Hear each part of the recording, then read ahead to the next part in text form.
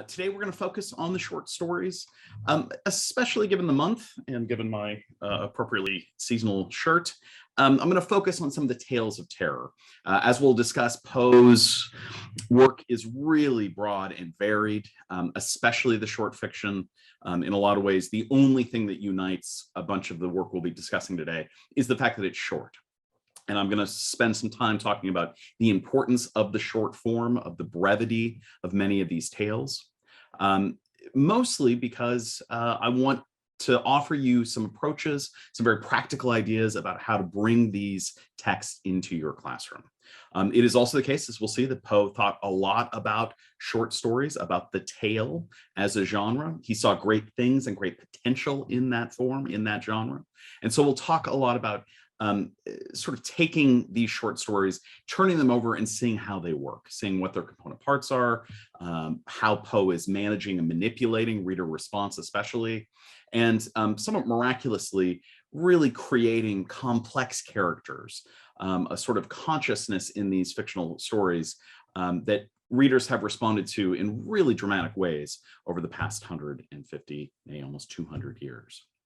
Okay, so with that, let's hop into it. I am going to, as we said last week, having talked a lot about the poetry and a good bit about the criticism, today our focus is mostly going to be on those tales of terror, but much of what I'm going to introduce, especially contextually, will have a lot to say to the detective fiction, the justly famous detective fiction of Poe's, some of his science fiction, even some of his hoaxing.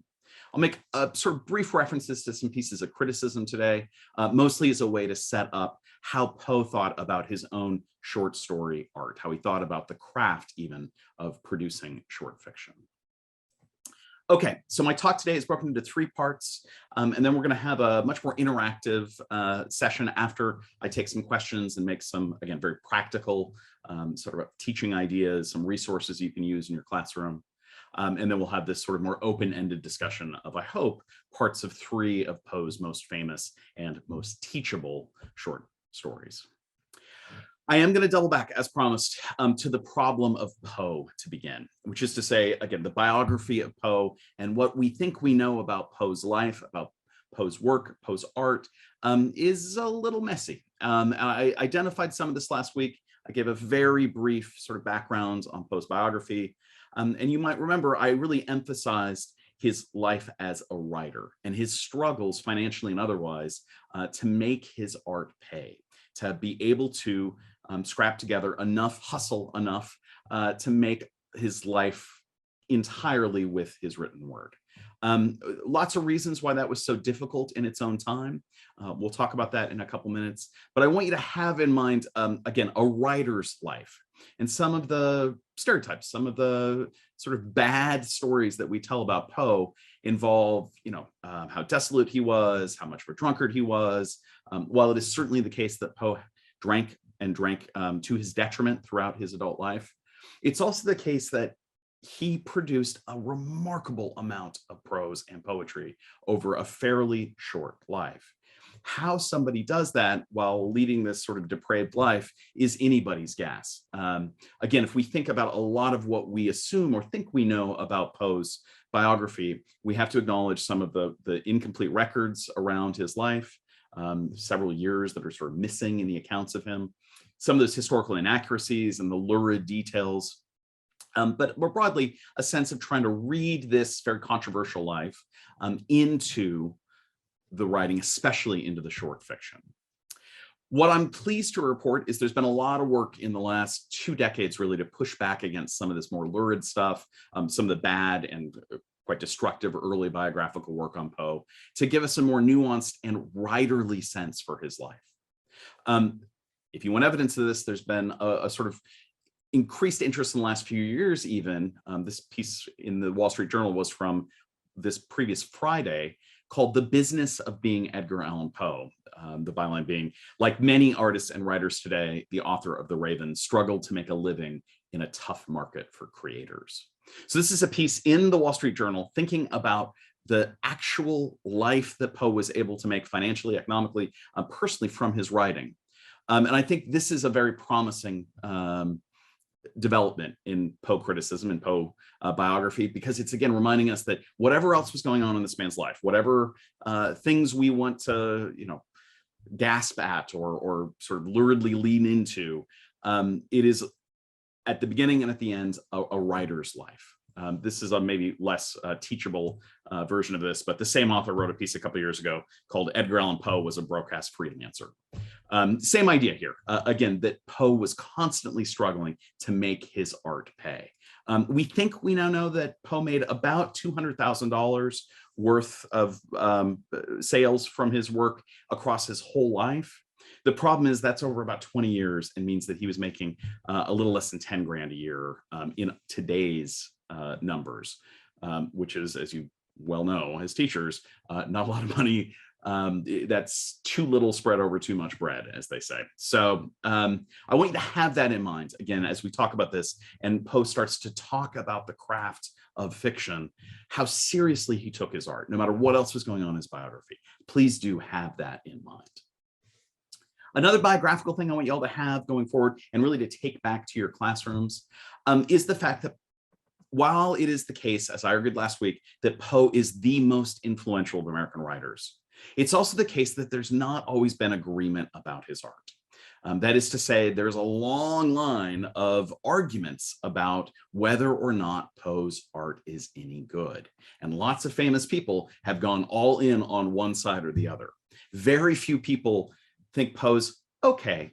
Lots of people hate Poe. Lots of people love Poe. Lots of people think Poe is a genius. Lots of people think he's a hack.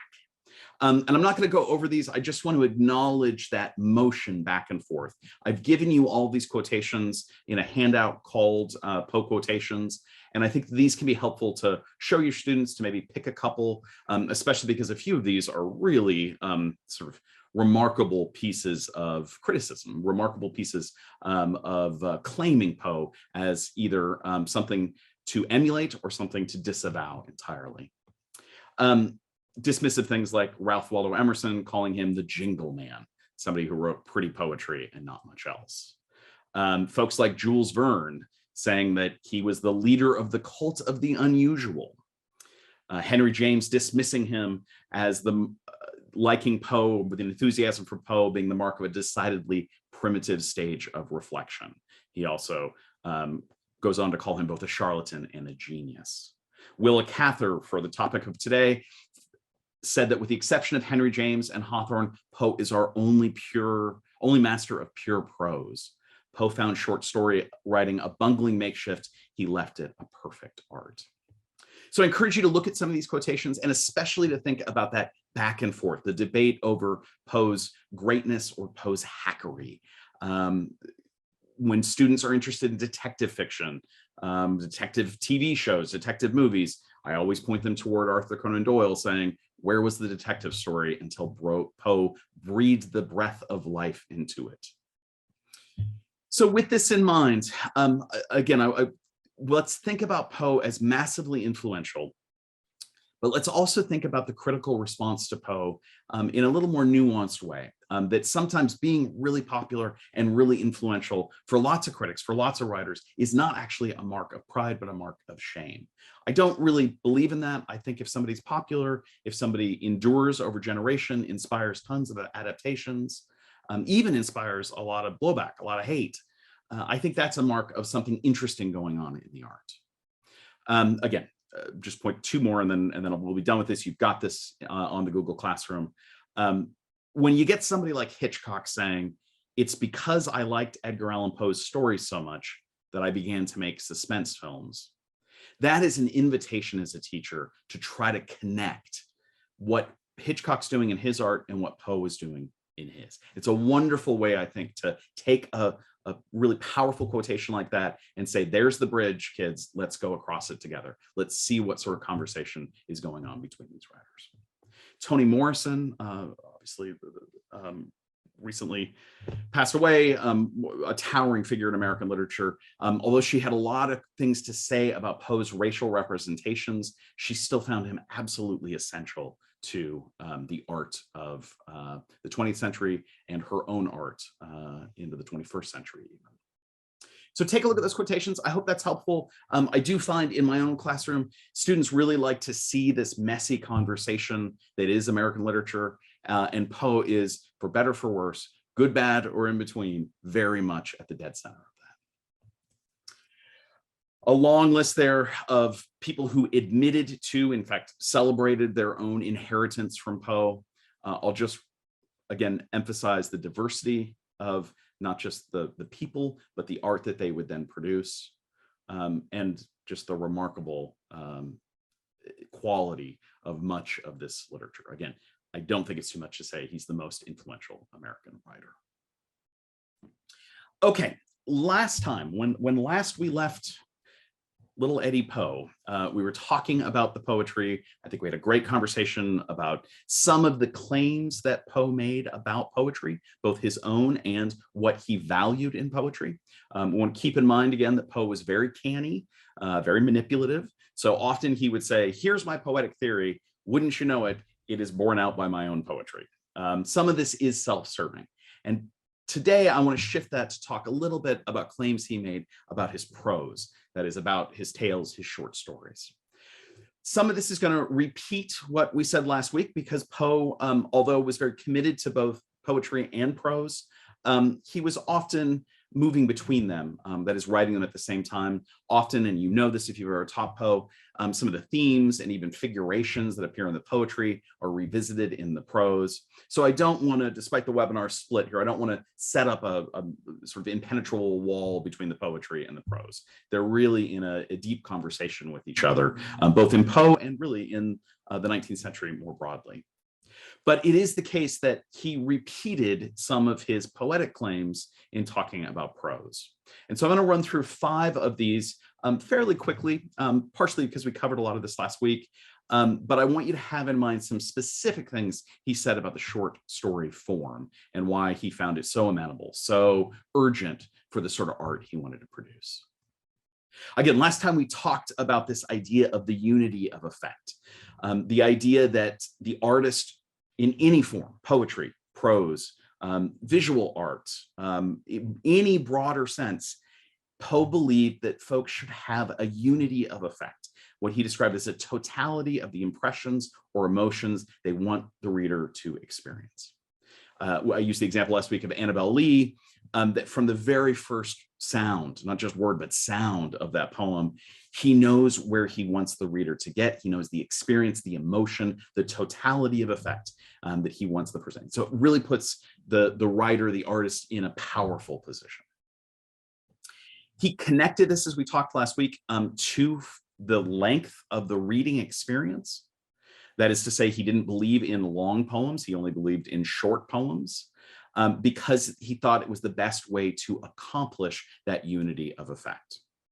Well, in moving to prose, Poe said, often verbatim in the same exact words, you got to have unity of effect. You have to have this totality of impressions or emotions that you want the reader to experience. And he rejected in pretty harsh terms the idea even of a novel. He thought fiction should also be short.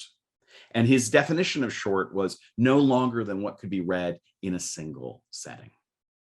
While he says this in several instances, one of my favorite examples of post-criticism is in a really rich review of Nathaniel Hawthorne's books of short fiction. And he's kind of bringing together a couple of different volumes of Hawthorne he's reviewing in 1847. And again, he starts to really valorize. He says, if you can't write poetry, which is the greatest art, the second greatest is the tale, the piece of short prose fiction that he argues Nathaniel Hawthorne helped to exemplify. He says, we allude to the short prose narrative requiring from half hour to 1 or 2 hours in its perusal. Now, this is amazing. This is a writer saying, I want you to have a unity of effect. I want you to have an experience of my writing, and I want it to be in a very digestible amount of time, a sustained amount of time. It's a really remarkable claim that he's thinking in terms of how much time it should take to read something as not just sort of like a secondary or tertiary part of but central to his art. He says the ordinary novel is objectionable from its length for reasons already stated in substance. As it cannot be read in one sitting, it deprives itself, of course, of the immense force derivable from totality. And again, he's thinking about that unity of effect. Down below, he starts to talk about worldly interests intervening during the pauses of perusal, modify, annul, or counteract in a greater or less degree the impressions of the book. That is, when you put down the novel and walk away from it, you lose the effect. You get distracted more easily. He says, but simple cessation in reading would of itself be sufficient to destroy the true unity. In the brief tale, however, the author is enabled to carry out the fullness of his intention, be it what it may. During the hour of the perusal, the soul of the reader, I love this passage, the soul of the reader is at the writer's control. There are no external or extrinsic influences resulting from weariness or interruption. That is Poe in miniature, right there. He wants your soul as a reader. He wants control over that soul, and he thinks he can best manage that control in a short form, in a short piece of fiction. So let's have that in mind, both as a sort of central part of his art and his aesthetics, but also something you can bring into your classrooms. And I'll have some suggestions about how to really maximize or even exploit the shortness of Poe's fiction later in the talk. These are all starting to connect, and there's a reason for that. In the same important review of Hawthorne, Poe's also going to make a claim that we're going to spend a lot of time with in the breakout today, which is about how stories start. And he makes this claim that initial sentences matter a great deal, which seems sort of like, well, of course. But in this moment, folks weren't always thinking about that first sentence or the initial impression that's made being connected in some ways to the broader effect the author is after. But Poe really valued it, especially in a short form. My students who I teach a class on the early American novel always complain about how long it takes to get into some of these novels until the interest really picks up, until you start to figure out what's going on. And although Poe did publish one novel that is very uneven, he did try to do some of that work to grab the reader from the initial sentence and then to have that connect to the broader, as he said, unity of effect. Again, another long quotation from this same Hawthorne review. I won't belabor it, but it's just this central part. Again, thinking about the totality of effect, thinking about our distractibility in the 19th century and in the 21st century, being something that to control the soul of the reader, you really got to grab them from the outset. He says, if his very initial sentence tend not to the outbringing of this effect, then he's failed in his first step. In the whole composition, there should be no word written of which the tendency, direct or indirect, is not to the one pre-established design. Again, this is Poe in control. Poe wants to grab the reader from the initial sentence and then have that initial sentence fall all the way through to the final sentence with this unity of effect, with this idea of a totality. Again, not a moral lesson necessarily, but a broader tone and emotion and impression. This is, I think it's easy to say here, a very bossy writer. And it's one of the reasons that his narrators tend to be bossy too. There's a real sense, again, of control, of managing and manipulating the reader in pretty deft ways. Okay, a couple more sort of claims that Poe made repeatedly for his art. We talked about this last week. I told you to be a little suspicious or to read this perhaps ironically, the claim that the death of a beautiful woman is, quote, unquestionably the most poetical topic in the world. That was made in an essay about the Raven and about his composition of the Raven. I do think we should read that with some care and some distance. There's a bit of a hoax going on there, but it's also the case that it's self-serving. A lot of Poe's writing does indeed include the death of a beautiful woman, and not just in the poetry. On the left are a series of, and this is by no means an exhaustive list, these are just some of the most famous dead or dying beautiful women in Poe. And I'm going to talk about some of the gender politics of this in just a little bit. But on the left here, Annabel Lee, Irene in The Sleeper, Lenore in the poem Lenore in the poem The Raven, Eulame, a couple of unnamed addressees in To One in Paradise and Spirits of the Dead. All of that is the poetry. But look at the fiction, look at the tales. We have Berenice, Eleonora, the Lady Rowena in Ligeia, Ligeia herself in Ligeia, Morella, Madeline Usher in The Fall of the House of Usher. There's an unnamed fairy in The Island of the Fae, and the unnamed subject of the oval portrait. Again, not an exhaustive list, but you start to see this many dead, beautiful women. It suggests, if not something about Poe in his biography, which I've told you not to do, it suggests something about his sort of poetic and prosaic themes and the recurrence of those, which students always remark on. Not that the stories feel the same, but that they sort of employ many of the same techniques or representations, or in this case, representations of women especially. So let's have that in mind as, again, something Poe is owning up to. Maybe ironically, maybe not, but he is definitely claiming this is a part of his art. And finally, and I think this one is really powerful for thinking about character and thinking about what is so novel, what's so interesting, so path-breaking about Poe's prose, about his short fiction, is this claim that he makes in an introduction to some of his work that terror is not of Germany, but of the soul. What does Poe mean? In this introduction, he's pulling together a bunch of his weirder and sort of more famous, in some ways, more scandalous stories in 1840. And he sort of acknowledges that people have talked about his work in somewhat dismissive terms. He talks about the Arabesque, which is in the title of this. He goes on to say, I speak of these things here because I'm led to think it is the prevalence of the Arabesque in my serious tales, which has induced one or two critics to tax me, in all friendliness, with what they've been pleased to term Germanism and gloom. My friends would be quite as wise in taxing an astronomer with too much astronomy, or an ethical author with treating too largely of morals. So he's owning this stuff, right? He's really dumbing it down and say, yeah, this is who I am, this is what I do. But look at how he clarifies in the final sentence.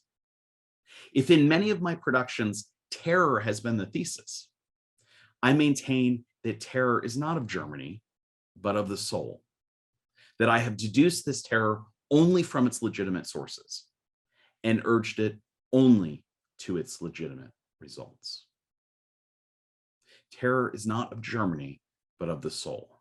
You can't say that I'm just sort of mimicking or following the example of German Romanticism or Dark Romanticism or Gothicism, as we'll talk about in a little bit. I'm actually looking at the human condition. I'm looking at the human soul, and that's where I see terror.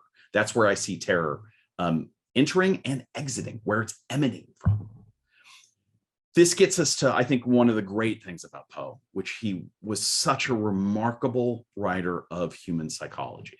And it's one of the reasons that lots of psychologists, lots of people, not just Freud, but into our current day, are very interested in Poe's ability to capture complex human cognition, complex human desires, complex human perversities, and to offer that to us in a fictional form.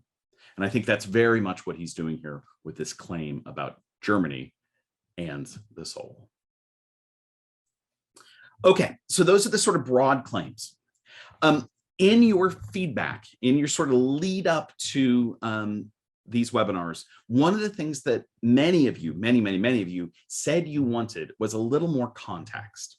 And so what I'm going to do for the rest of our lecture time is run you through what I think are the most important contexts for understanding and most importantly, teaching Poe's tales, teaching Poe's short fiction. Some of these are going to be really interesting to you. Some of them you'll say, not interesting, not helpful, and that is absolutely fine.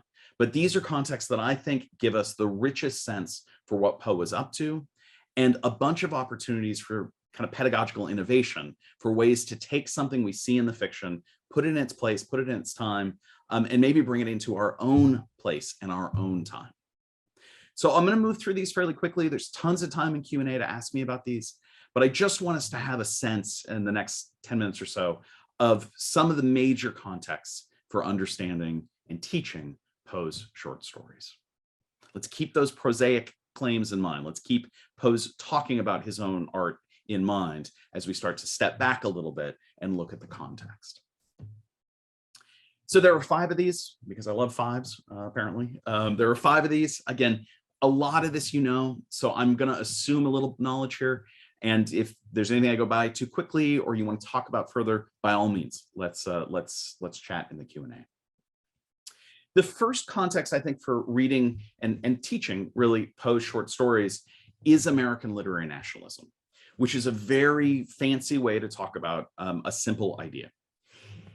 After the Revolution, and in what we call the early national period, Poe's born in 1809, so he's very much of that moment. Lots of folks said, well, we're our own nation now, but we don't really have our own national art. We don't have our own national literature.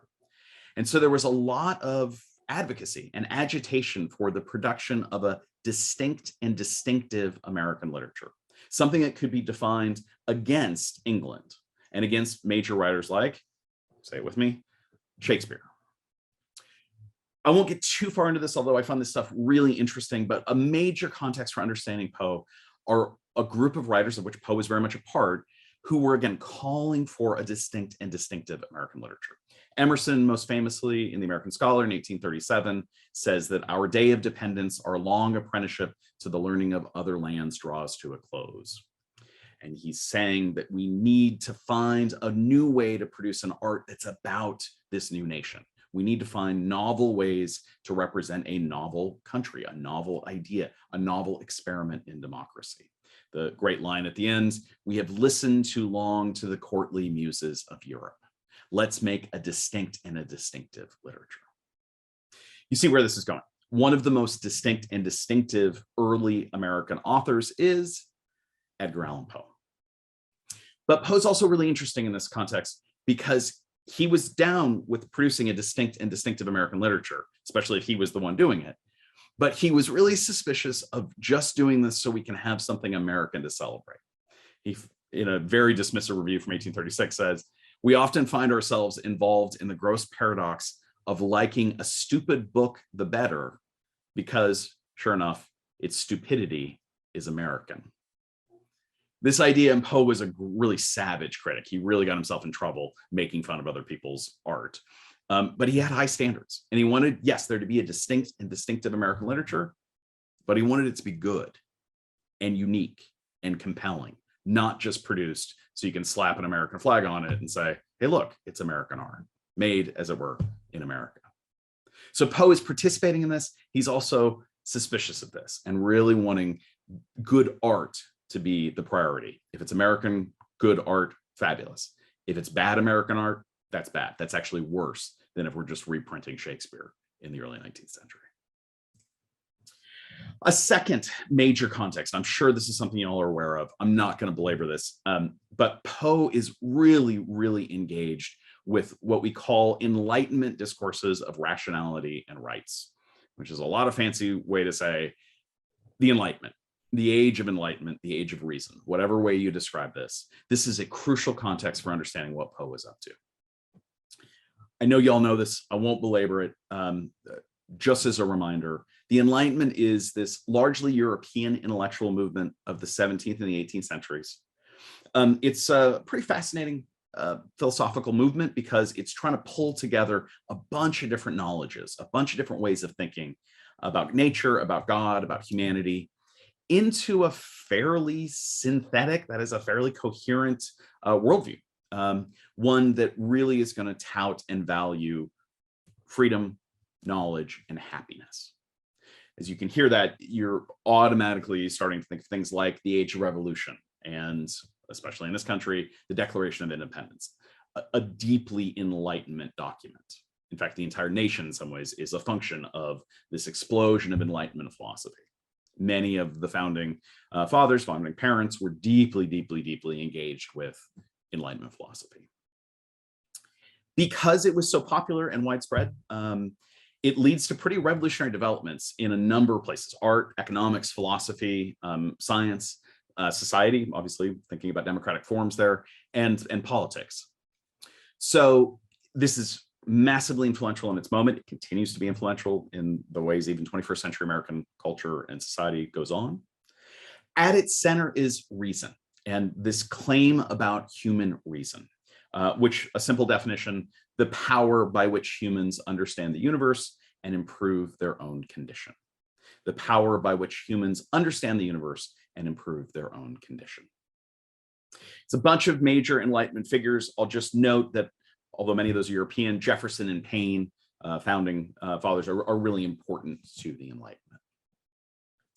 Okay, why is this important? It's important because in connecting, as many writers did, freedom and reason, in valuing the rational mind, it really sets the stage for many of Poe's creations, especially those detective figures and detective fiction more generally. When we think about the Dupin figure, or indeed many, many characters in Poe who are so committed to rational thought, are desperately trying to make sense of a world, as we'll see, that is often messy and ugly. So one way to think about the Enlightenment connection to Poe here is how many of his characters seem deeply committed to rational thought. The other side of that is how often that gets undercut by the messiness of humanity, the terrors of the soul, madness, loss, death, mourning, all of those things that show us the underside of this Enlightenment, that really puncture the idea of the rational brain, the rational mind, leading to, in some ways, an overarching freedom. Poe is, in some ways, a big critic of that way of thinking. At the same moment, he is himself a very rational person and is taking a very rational approach, among other things, to the production of his art. So Poe is often seen, rightly so, as both a real champion of rational thought and at the same time, somebody keenly aware of the ends of rational, the limits of rationalism, the limits of the ability for somebody to think their way out of increasingly dark and sinister problems. That connects in a big way with Gothicism and dark Romanticism. Again, I suspect this is a way that many of you teach Poe, so I'm going to skip over a lot of this, but I will just say that Gothicism and dark Romanticism, they're often used interchangeably, and I think that's okay. The difference with dark Romanticism, it's really a subgenre of Romanticism, but it's one that's really going to focus on the grotesque and the demonic. Again, we can draw distinctions here, but I think we can, and Poe certainly did, think about these two terms in relation to each other. When he talks about Germanism, he has in mind that very sense of a dark Romanticism connected to the emergence of the Gothic. Probably the most famous representation of the Gothic is here in Henry Fuseli's The Nightmare, a very iconic image, one that was very shocking in its day. This is first shown in 1782, sorry. And this sort of, again, lurid, unexpected in some ways. As I was saying, this image really captures the weirdness, the strangeness, the sort of Gothic trappings of the moment. And again, this is late 18th century and really sets the stage for what's to come. You got a good definition of the Gothic here. Again, I suspect you know all this. I'll leave this up there. You can take it off the PowerPoint. This is from our old friend, the Norton Anthology. I think a good definition of what the Gothic is and what it's not. The key thing here is the pleasurable, terrifying nature of this sort of reading. There's Thompson. J.R. Thompson is a wonderful Poe critic. He sets up the Gothic 1.0 and the Gothic 2.0. This is important here. Again, I suspect you all know this, but the big difference here are in Gothic 1.0, there are occurrences which can be explained away by reason and logic that have this sort of connection back to, in some ways, the idea of an enlightenment, a rational mind at work. That's Gothic 1.0. At the end of everything, it all gets explained like Scooby-Doo. Everything gets explained in a rational way. Gothic 2.0 says that not everything can be explained away, that the rational mind, the Enlightenment philosophy, is maybe not all-knowing and all-powerful, and that sometimes the supernatural is real, sometimes it's actual, And sometimes, and this is really important for Poe, there are just a darkness to humanity. Sometimes there's just evil, not as a supernatural entity, but as something inside, again, the souls of the characters. The terror is of the soul, not of Germany, not of something that can be explained away at the end. Poe, interestingly, kind of hovers between those two, and in interesting ways, which I hope we can talk about, where sometimes in his fiction, things get explained away entirely by rational thought and logic, and sometimes there is a real supernatural sense or explanation at the end of the stories. In both cases, in all cases, Poe really, though, emphasizes those dark recesses of the human soul. Again, the terror of the soul that he described. Again, we can talk about Gothic conventions if you'd like. It is the case that Poe uses some of these and ignores others, but there are a pretty coherent set of Gothic conventions to know about. Okay, again, we're back to Germany. We're back to the soul, I think, fundamentally. The final two contexts are just things that I think are nice provocations for teaching. That is to get students to think about, we talked about women's representation. Again, if this is an iconic image of dark romanticism or Gothicism, with this woman seeming to have a nightmare that actually involves a horse sticking its head in, some sort of ghoul or goblin sitting on top of her.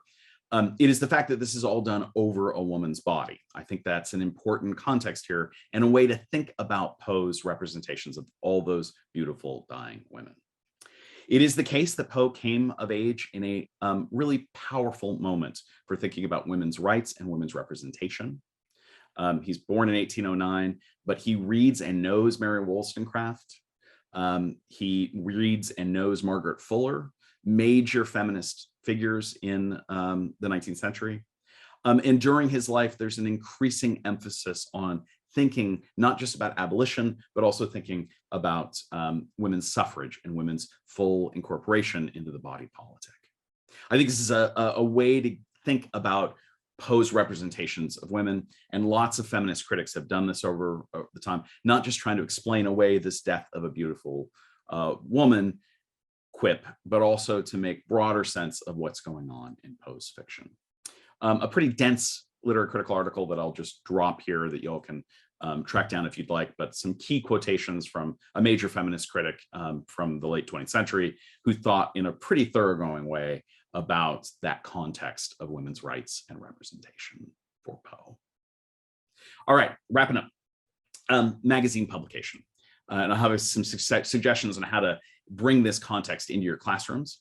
But I think magazine publication is a fabulous way to think about Poe's writing, because so much of the short fiction, in order to make it rain, or at least make it pay, to pay his rent, Poe published a ton in magazines. And here are three of the major venues for Poe's writing: the Southern Literary Messenger, where he actually worked as an editor in the 1830s, Godey's Lady Book, which got much of his poetry and prose into a wide middle class and often women's reading circle, and finally Burton's Gentleman's Magazine, a nice pair to Godey's. It's important, again, to think about the form of the short fiction, how short it is, but also the fact that it's circulating in the context of American literary nationalism, in the context of an explosion of magazine cultures. This is how a lot of American literature circulated and was first read. And so these give us an opportunity to think about Poe's, again, work as a writer, his life as a writer, and also, and importantly, his issue by issue context. I'll suggest in a couple minutes that when you invite students to look at some of these all online magazines, you give them a chance to think about Poe in relation to other writers and other advertisements, other bits of popular and print culture from the moment. And by going back and studying the magazines themselves, you get a really different sense for the worlds that Poe was occupying, the places Poe found himself. Okay, y'all, I think that wraps up the sort of main part of the lecture. I'm just going to signal a couple more things that you've got available. We'll come back to some of this, I suspect, in the breakout sessions, but I want to just identify maybe 5 more quick little teaching ideas that I think work really well with the short fiction in ways that maybe they don't necessarily with the poetry. I will carry over from last week. I still think having students present on places they've found Poe in the contemporary world is a great way to start with Poe, poetry presentations, as I call them. I love doing parodies or creative writing prompts on Poean themes, and adaptation. As I said last time, I think is just a wonderful way to get students to think about other artists' responses to Poe and what's at stake in their adaptations. On that note, I like an activity a lot where you don't actually have the students produce play scripts or television scripts, movie scripts, but you get them maybe look at a scene and think of how they would block it out as a play, what camera angles or sort of emphasis they would take, and even just a paragraph from some of these short pieces. You can really get a sense for, if you were going to start a movie with this first paragraph, what would be the first image you see? Who would you cast in this role? What would you want the lighting to be? Again, for visual learners, for students who are interested in theater, these can be really nice ways to get into a comfortable mode and to think differently about what Poe is doing on the page. I also love character studies, and that can take the form of, write an essay in which you study a character in Poe. But even more informally and off the cuff, I like the idea of, as we'll see in a few minutes, really digging in with the character and trying to occupy their subject position, talk about the characterization, talk about, again, issues of like, how do we imagine this character might look? What might they be wearing? What are their facial expressions like? How is Poe getting us to imagine these characters as being, as it were, real living folk? As I suggest with the magazines, because so much of Poe was published in 19th century periodicals, and because so many of those are available for free online, it's a great opportunity to have students go and say, go look at the first place The Raven or The Telltale Heart was published, and look at the other things that were published alongside it. What essays were written? They don't have to necessarily read them. They can just come back and do a quick, almost book report. Here are the other things that were in the same issue. And again, that's a way to put Poe back in his immediate literary and historical context. I love reading aloud. I think I'm one of those kids that never got over having my mom read to me, having my dad read to me, having my teachers read to me. Even at the college level, I will sometimes invest 15 minutes to read aloud a section or an entire story from Poe in order for them to share a kind of communal experience. If you yourself are not a confident reader or don't really want to do that, you can always get one of the endless recordings, quite good recordings available often on YouTube and other places, Spotify, among others, of people professionally reading the stories. And that can also be a great way, again, to have a sort of communal listening experience without distraction, in one sitting, as Poe would say, as a way to get students to experience the text in a different way. They can follow along or not, but it is getting them to hear this often strange and foreign language in a different register. I think that's really helpful. There's also some reader response activities that I'm actually going to model for you in a few minutes. But I think with that, that is plenty for us to talk about.